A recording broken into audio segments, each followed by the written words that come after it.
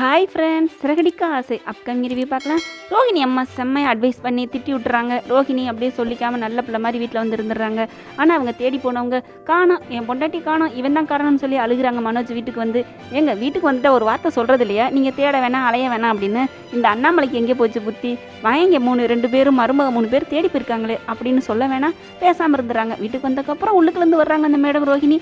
நான் இங்கே தாங்க இருக்கேன், முத்து வாயை மூடுங்க, யாரை பார்த்து பேசுகிறீங்க, என் புருஷன் வேலைக்கு போகாது, எங்களோட இஷ்டம், எங்கள் வீட்டு பிரச்சனை, உங்களுக்கு என்ன அப்படிங்கிறாங்க.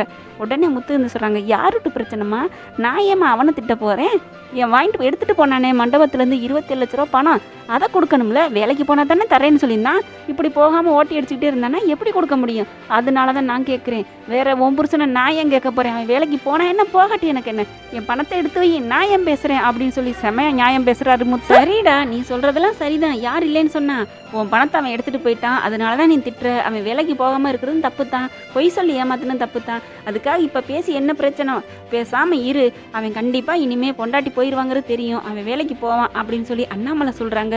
நீங்கள் என்ன சொன்னாலும் இதெல்லாம் திருந்தாதுப்பா அப்படிங்கிறாங்க முத்து. அவன் என்னைக்கு அவன் வேலைக்கு போகிறேன், எங்கேயாவது பார்க்கு பீச்சுன்னு மறுபடியும் படுக்கத்தான் போகிறான் அப்படிங்கிறாங்க. உடனே ரோஹிணி, பாருங்க மாமா, இப்போ தானே சொன்னேன், மறுபடியும் அவரை பற்றி ஏன் பேசுகிறாங்க அப்படிங்கிறாங்க. ரோஹிணி வந்து என்னமோ அவங்க பேச நமக்கு பாவமாக இருக்குது ஒரு நேரம், என்னமோ இவங்க உத்தமி மாதிரி ஒன்றுமே பொய்யே சொல்லாத மாதிரி பேசுகிறாங்க, எவ்வளோ பெரிய ஃப்ராடுத்தனம் பண்ணிட்டு இருக்காங்க, அதை விட்டுட்டு இங்கே எல்லாரும் அவங்களுக்கே பேசுகிறாங்க சப்போர்ட்டு. இந்த முத்துவால தான் எல்லா பிரச்சனையுமே நடக்குது அப்படின்னு விஜயா பழிய தூக்கி எல்லாத்தையுமே ஒட்டுமொத்த பழியும் முத்து மேலே போட்டுறாங்க.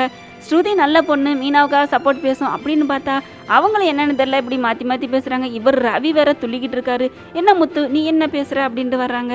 எல்லாரும் பண்ணுற தப்பெல்லாம் பண்ணிட்டு என் மேலே என்னடா போடுறீங்கன்னு முத்து சொல்கிறது கரெக்டு தானுங்களே. ஓகே ஃப்ரெண்ட்ஸ், நான் சொன்னது கரெக்ட், நான் கமெண்ட் பாக்ஸில் சொல்லிடுங்க. உங்கள் பொண்ணான கையில் ஒரு லைக்கை போட்டு சப்ஸ்கிரைப் பண்ணிடுங்க. Thank you friends.